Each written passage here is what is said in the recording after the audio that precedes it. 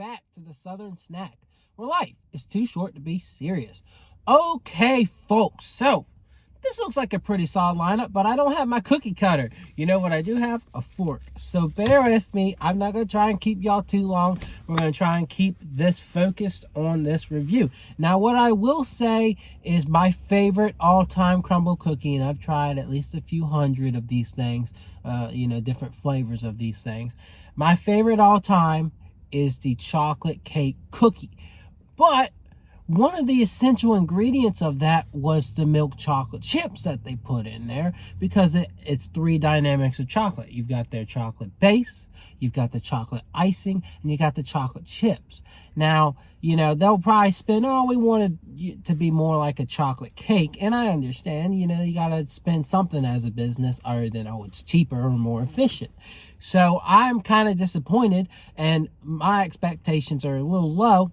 Because last time they did this, they had the milk chocolate chips. This location made the mistake of leaving them out in the first batch. I called them to verify, hey, isn't there supposed to be chocolate chip? They said, yeah, we messed up. I said, okay, I'll let it fly, But now it's gone. Now they don't put them in there. So I'm really shook to my core.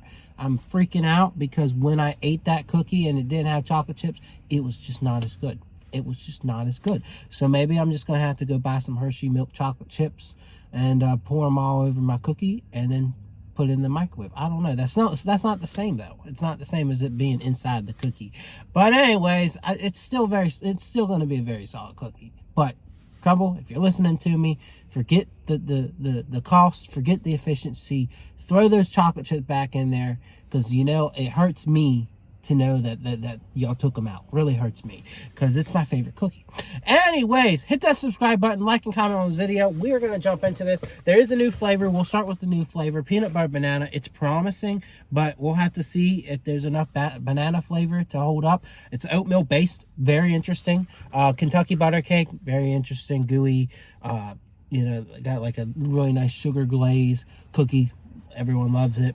And Animal Mother's cookie, it tastes exactly like Animal's Mother cookie. It doesn't really stand out most of the time, but it's quite a good flavor, right?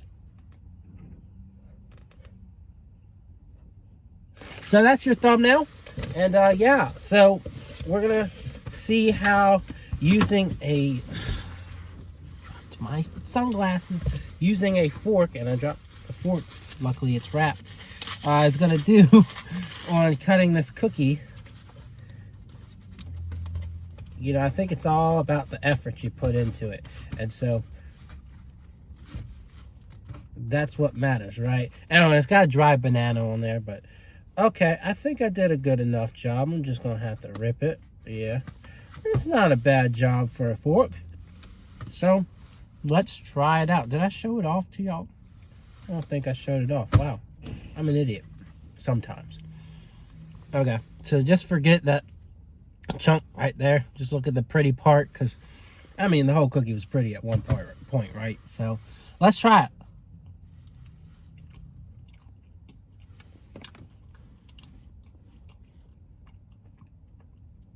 That's good.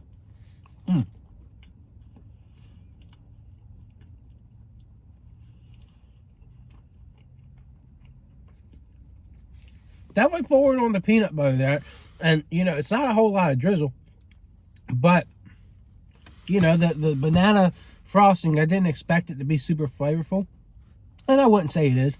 What would be best to improve this? Put like 4 slices of banana on there. I think that would really take it over the top. But I think the flavor's really good. Like peanut butter and oatmeal, already some really good combinations to put together. But if you take that and then you increase the banana flavor, it's going to go over the top. I would still give it a solid, I'm gonna give it a 7.5. I'd give it an 8, but I think I have to be a little hard on it for not having enough banana flavor to it. So we'll give it a 7.5 just because it's super delicious, but it needs more banana, in my opinion. All right, so chocolate cake. See, I'm getting so tempted to cut. Look at that, how beautiful that is. That's just so beautiful. And I love the swirl that they've got. here on that cookie. But again, no chocolate chips. I'm heartbroken, Crumbl. I really am heartbroken. So, anyways, cut me a big old piece of this one. We ain't playing no games with this. I might eat the whole cookie today, which is crazy, right? But anyways,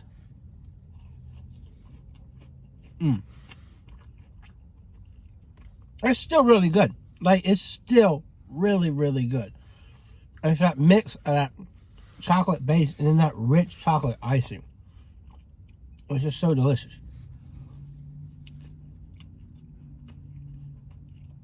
And it still gives me the experience of eating a chocolate cake.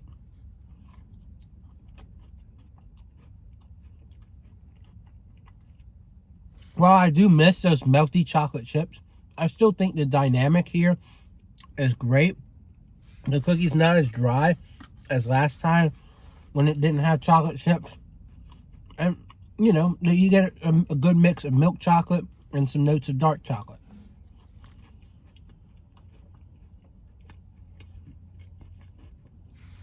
It's really rich. It's divine. And while I do miss the dark chocolate chips, I still argue that it is one of my favorite cookies of all time. Would I give it a 10? Yeah, I still give it a 10 because I love chocolate cake. And I still think this cookie absolutely embodies that. But again, Crumbl, I want my milk chocolate chips back. They take it. I would say that cookie would be an 11. That's how much I love it. It's when it's got chocolate chips in it. So, you know, let's think about that, Crumbl. Love you guys. Kentucky butter cake. This one, it seems to kind of be, what's the word? I can't think of it. Inconsistent at times. Again, I'm cutting with a fork, so we're struggling over here, but no, not really. It's not the worst situation to be in. But it's a nice gooey cookie. First time I tried this, I thought it was bland, but it really did grow on me, like instantly. The second time I had it, I was like, oh, you know, my sweet tooth kind of got tired, and I was like, oh, that's a nice change up, and a lot of people love it. So, Kentucky butter cake.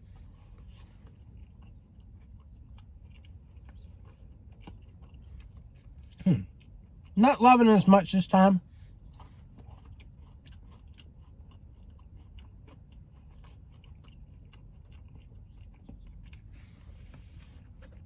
It's still got its distinguished, not so sweet flavor and then a good glaze. But it's not as gooey as usual. And I'm not liking as much as chocolate cake or peanut butter.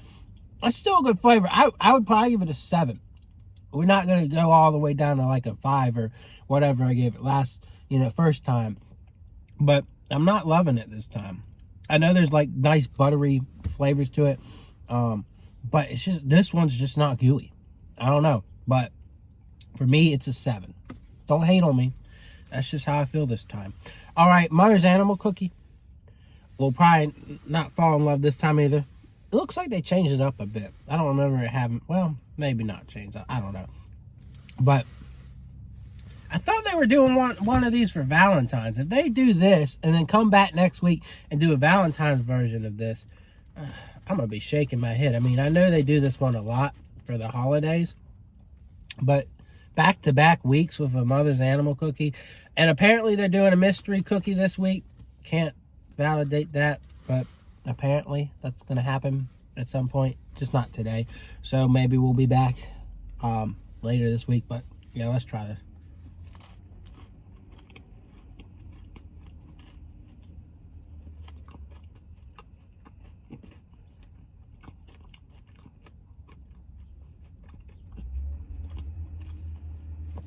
Again, it's a very simple cookie. It's basic. It's a sugar cookie with white chocolate. But it really does match up, and I say this every time, with a Mother's Animal Cookie. It reflects it so well. I would probably put it on the same level of Kentucky butter cake this week. It's not overly sweet, but it's sweet enough. It's got good flavor, but I'm not, absolutely in love with it. I give it a solid 7 out of 10. It's good, but it's not my favorite. Chocolate cake and peanut butter banana were the highlights. No surprises there. You know, you would have thought Kentucky butter cake would have shined brighter for me, but I don't know. What is your thoughts on Kentucky butter cake and the other flavors if you've tried them? Other than that, I hope you enjoyed this review, and I will see y'all around. Yay!